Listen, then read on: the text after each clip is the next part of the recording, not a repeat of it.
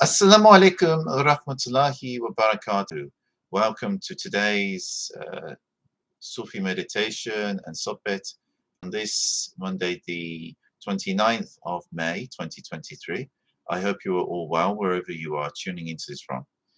Today, I would like to talk to you about an important issue and one which, depending upon how we handle this issue, is going to affect survivability of everyone on this planet in the next, well, for the rest of the future. I mean, it's a vital issue. Now, a lot of people look at this in a very secular and, non-religious way.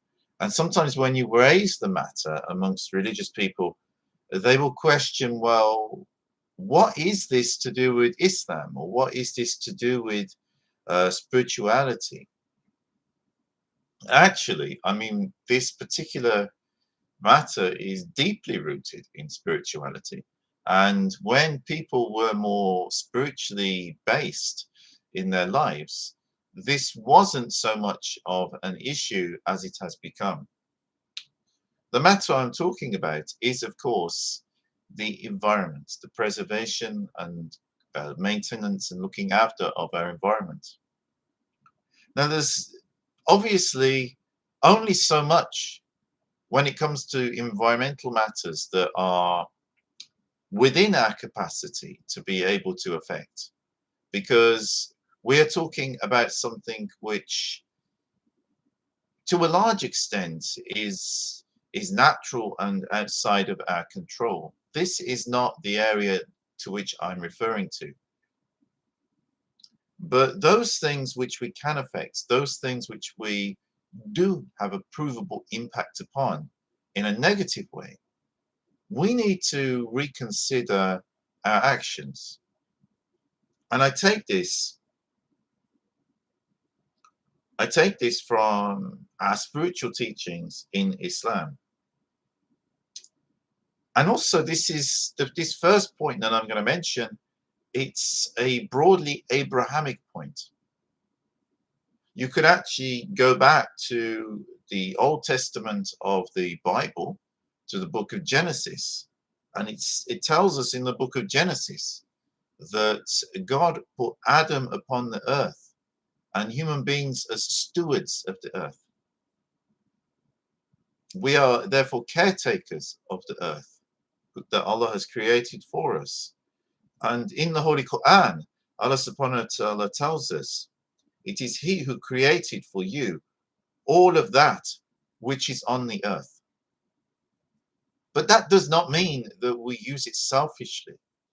It is created for our benefit, but it is also given to us as a trust.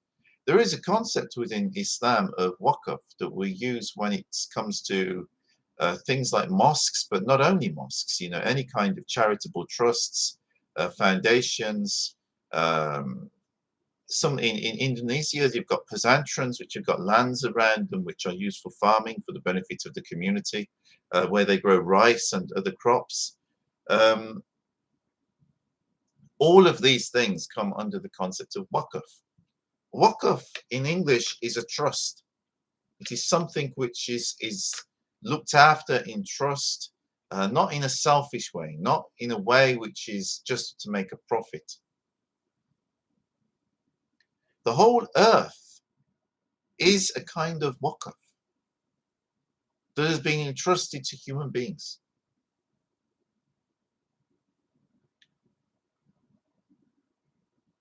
I'm not saying it's exactly the same as the legal concept of waqf. I'm saying there is this principle, and it applies to all the common resources of the earth.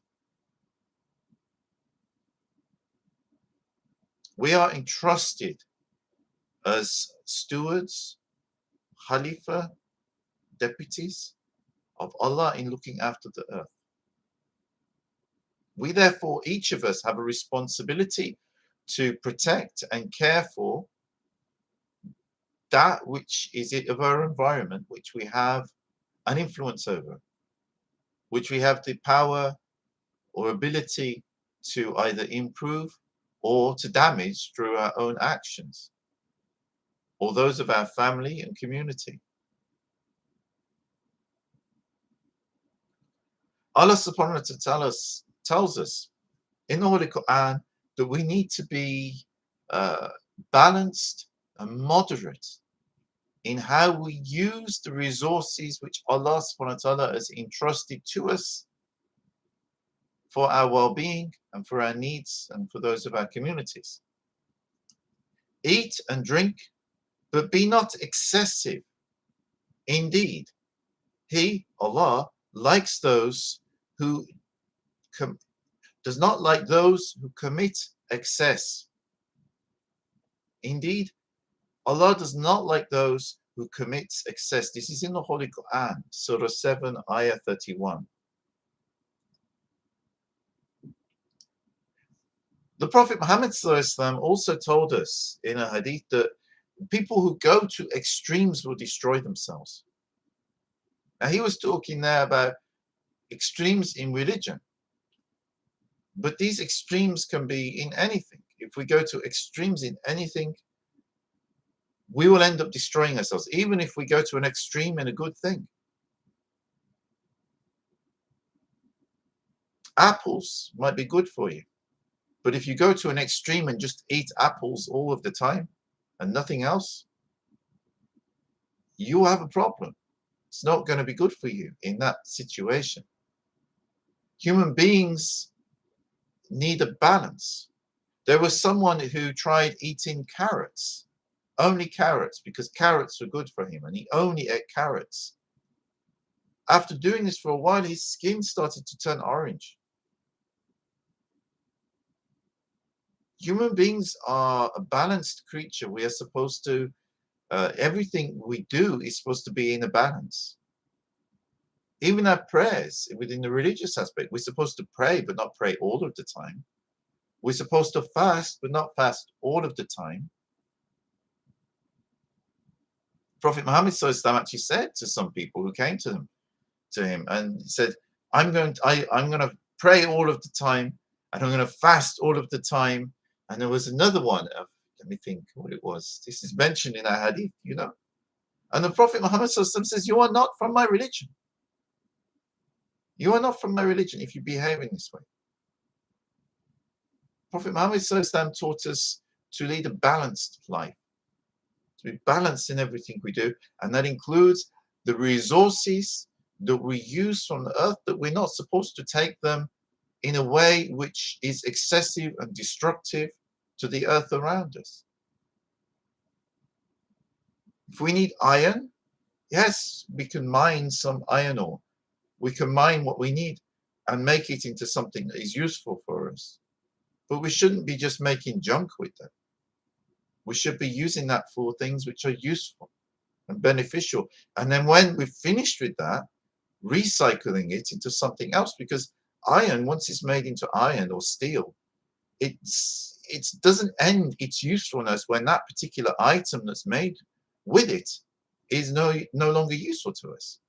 Let's say if it's a knife and it gets broken, or it's a Coca-Cola can and it gets, I mean, they're also made of aluminium, but some are made of steel, and it gets used and it's no longer useful for that. But you can melt it down and make it into brand new steel, which is just as good as the steel that it was when it was first made.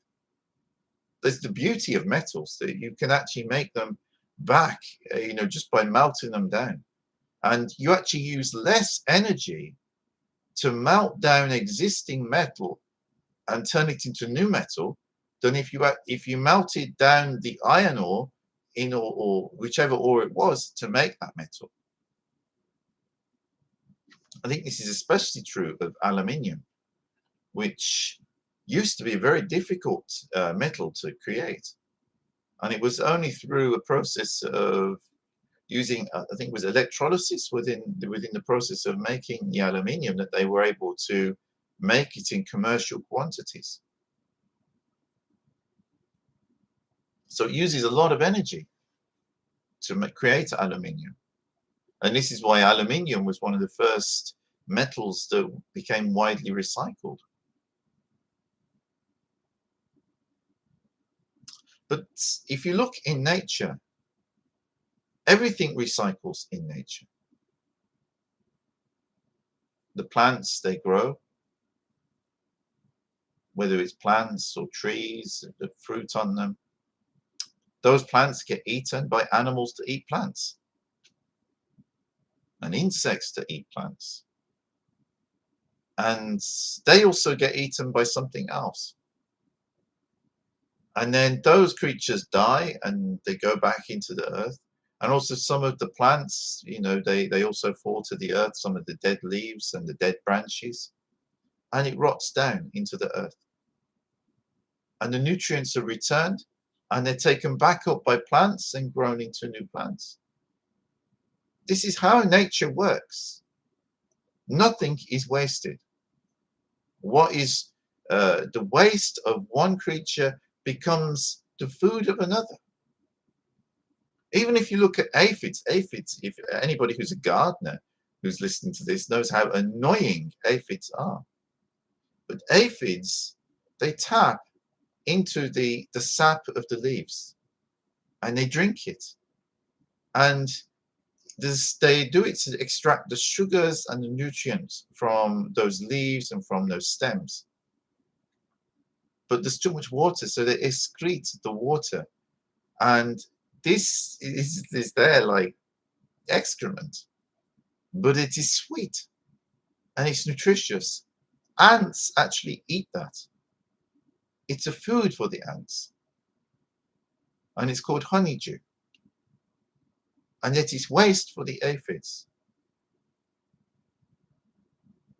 In nature, if you look at these things, you'll find so many things which are remarkable. And they're not, creatures in nature are not wasteful in the way that human beings can be. I was just watching something on the internet, I forget where I saw it, but this video mentioned about an area in the Atacama Desert, which is a landfill for clothing that is useless.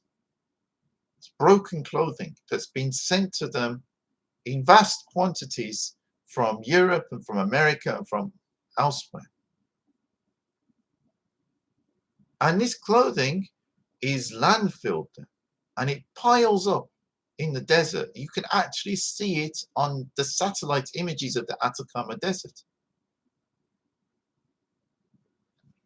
Every year, this mountain of waste clothing gets so much, they actually have to burn it off once a year. Because much of it is made of polyester and other artificial fibers, which will not rot. They will not break down naturally, or they will take many centuries to do so. So they burn it off every year, which also creates a lot of pollution and smog and smoke problems for the local area where that's taking place. And that also has health implications for the local people. And this clothing was not made by them there. This is being sent to that part of the world. I've heard also similar things are in countries in Africa and other poor developing countries. This is the waste that's produced from the fashion industry. Because rich people like to change their clothing so much, but it's not sustainable. Literally, you can see that waste on satellite maps of the Atacama Desert.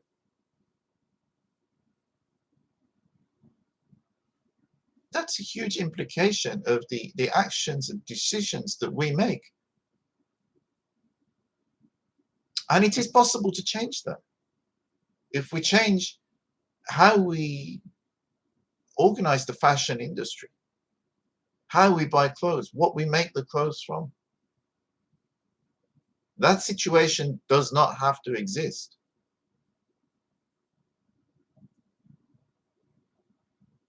And Allah subhanahu wa ta'ala tells us in the Holy Quran, and do not commit abuse on the earth, spreading corruption. This can take so many different forms. But surely that is an abuse of the resources which Allah has entrusted to us. And it creates all sorts of corruption. Corruption doesn't necessarily mean in this context, like government corruption and things like that, though I'm sure there's that too. But creating a trouble, a fitna, calamities, problems, troubles, such as the pollution that's caused by all of this that's being dumped in the Atacama Desert. Also something which you see around where I live in the West Midlands. All over the place, you see fly tipping. People disposing of items like sofas and washing machines and fridges and freezers by just leaving them on the side of the road somewhere. A nice grass verge, a nice field, and they just dump their stuff there and go, not taking responsibility for it. There's actually environmental dumps, some of which can be used for free, where you can actually, recycling centers, where you can actually take this stuff, and for free they will take it off your hands as long as you can take it there. And yet we still have this problem of fly tipping.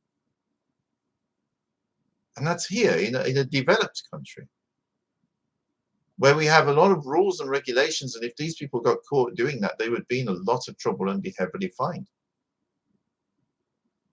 There are many, I'm sure in many developing countries where they don't have either the resources in law enforcement or in being able to track these things, that people just get away with it, and this stuff is dumped all over the place. This is not looking after the earth. This is committing abuse upon the earth. This is spreading corruption upon the earth. We are prohibited within Islam from damaging the environment. Even during a time of war, the Prophet Muhammad said, you're not allowed to chop down the trees or damage their fields, even of the enemy, the people that you're fighting. You're not allowed to do it.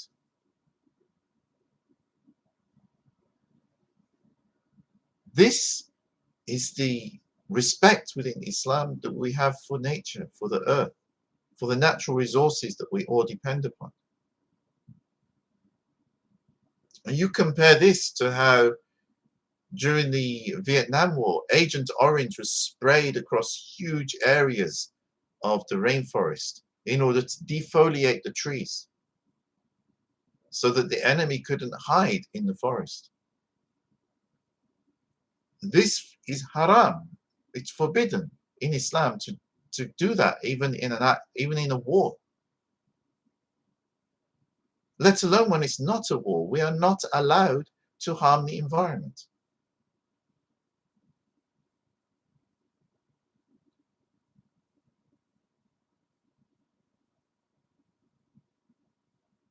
And of course, there is the issue of our impact on climate change. This is the one which comes up a lot within the media.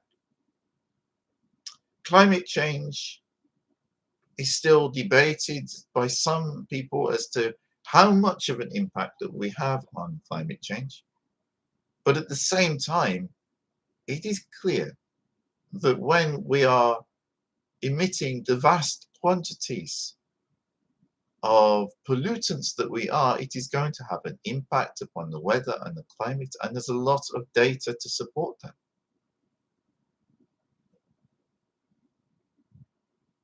Let alone we shouldn't even be polluting the air in such a way, because this is the air that we all breathe. The pollution that comes from burning of fossil fuels, producing nitrous oxides and sulfides and other kinds of toxic chemicals, which when they get into the air, when we breathe them in, can give us lung cancer and other diseases. It's not good, whichever way we look at it. we need to be more responsible how we look after this earth and how we conduct our activities so that we are walking lightly upon the earth. It is also a Quranic principle. We have, therefore, both an individual and a collective responsibility. The personal responsibility, the decisions I make when I buy things, what I buy, what they're made of, where they come from, how much I buy. And we also have a collective responsibility as communities, which are organized together as governments, whether it's local governments, regional governments, or national governments. And also organizations that are collections of governments, such as the European Union and ASEAN, the United Nations. We organize our communities in this way, and so therefore, just like in other matters such as law enforcement and other kinds of regulations that we use to enable us to, for the most part, have peaceful trading relations with other countries, we also have a responsibility to ensure that we conduct ourselves responsibly when it comes to environmental matters, and we regulate those.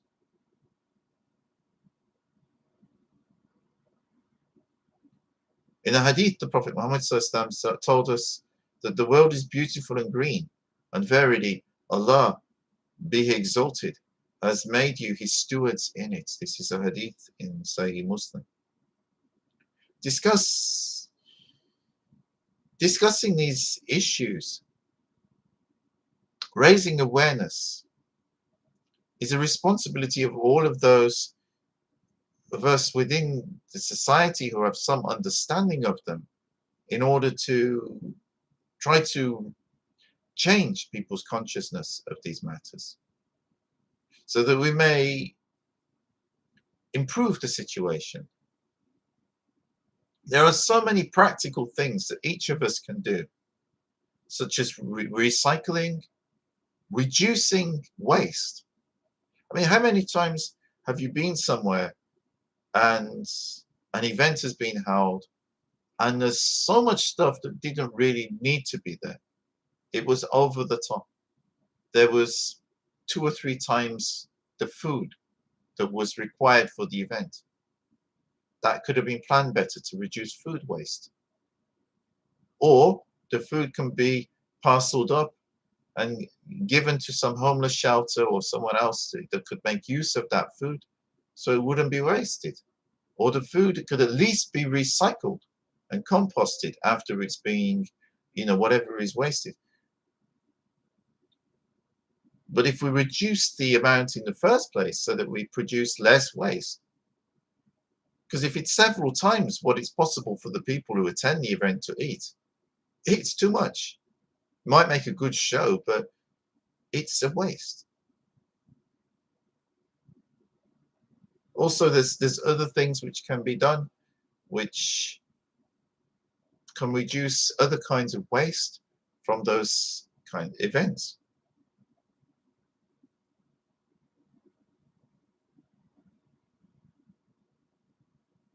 We can also take part in community initiatives, which could be things like monitoring our local area to see how much rubbish and pollution is in our local environment, and taking steps to reduce that. That could involve a community litter pick. I mean, where I live, I keep seeing this lovely elderly couple who walk around the streets and they actually collect the rubbish. I mean, it's really a beautiful example of people who are of an age where really they could sit back and nobody would judge them for it. And yet they go around the local area picking up waste. And if older people can do that, I'm sure some of us younger and more ably bodied people could go around our local areas and organize a community litter pick. It only needs a few people to do that. If we see fly tipping in our local area, we can report it, which will raise awareness, and it will reduce the amount of fly tipping that's taking place. If we see our rivers are polluted, or our canals or streams where we live, or we see something that's concerning for us, we can report that to the local authorities, which are responsible for looking after the water supply or the rivers. In the UK, the rivers, I think, would be national waterways. Other countries would have their own versions of this. There's also raising awareness of these issues on social media, so maybe other people can take part in helping to address these issues. Bearing in mind, the air we breathe, the water we drink, even if we don't drink that particular water in that particular river or that particular canal, the watershed is all connected. You don't know where your water is being tapped off from, if it's going to be affected by what you see in your rivers and streams. So it is well worth keeping an eye on what's going on. And where local industry is dumping its waste, and whether it is releasing it in the right kind of way that ensures that it's cleaned up before it enters the water system.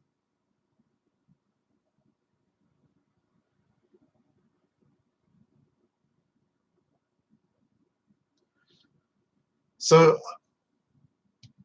this is something which Allah subhanahu wa ta'ala tells us about in the Holy Quran, and is mentioned by the Prophet Muhammad sallallahu alaihi wasallam in hadiths. Islam is clear on this issue, that we are not to abuse the environment, we're not to abuse other animals and other creatures, even the trees. If we have a need, we're allowed to take from the environment the resources that we need, but not to abuse those resources. When we abuse, we're going against what Allah subhanahu wa ta'ala would expect of us, would like us to do. So this is something which is within Islam, and it's also connected to a matter that I'm often referring to, which is taqwa. Taqwa is God consciousness. How we behave towards other people, how we behave towards other creatures, how we behave towards the environment is intimately connected with our level of taqwa. This is a deeply spiritual matter. And I hope through this you also see how spirituality, for those who don't always understand the importance of spirituality, that how spirituality is also intimately connected with our practical day-to-day lives and what we do. And the reasoning behind that, there are connections. Spirituality isn't just something which we do to mellow out and feel chilled out or feel good about ourselves. Spirituality is about examining ourselves and raising our level of consciousness, which has very practical implications. I hope this has made you think and inspired you and given you some ideas as to how we can be more considerate towards our environment, which ultimately will only be of benefit to ourselves, our communities, our human family, as well as the other creatures with which we share this earth. Don't think only short term, because short term gains If you make short-term gains while sacrificing your long-term future, then what have you gained? You've lost everything. I was just watching a video where in China they are painting the sides of the road green, planting fake crops made of rebar and stones, painting fields and stuff and hills green to make it look like their environment is okay when it is actually incredibly polluted and damaged. And it beggars belief. Many other countries, people wouldn't be able to get away with that. And I think even in China, people get caught up with eventually and caught out. But the very fact, trying to do like that in the first place. And again, this has a very Islamic reference, because the Dajjal himself is going to be someone who wears a facade of being holy and good, when actually it's disgusting. He's disgusting in his character. He's disgusting in what he's trying to achieve. He's fake. He's a liar. He's a fraud. He's harming. And what do we see there? It's intimately connected with our spirituality as Muslims, with our teachings of Islam. So don't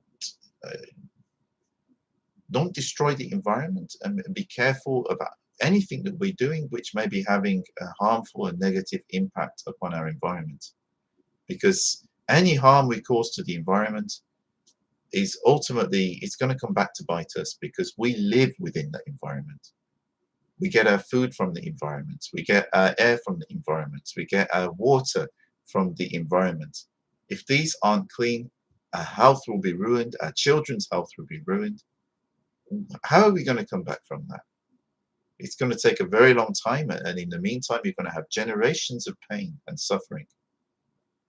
So please, think carefully how we look after our environment. And whatever you can do as individuals and as communities to try to improve things. I hope this has inspired you and made you think. Anything which I have said, which you have found benefit in, I give thanks to Allah subhanahu wa ta'ala and the Prophet Muhammad sallallahu alaihi wasallam, my parents and my sheikhs. And if I've made any mistakes, then please forgive me, because the mistakes are all my own.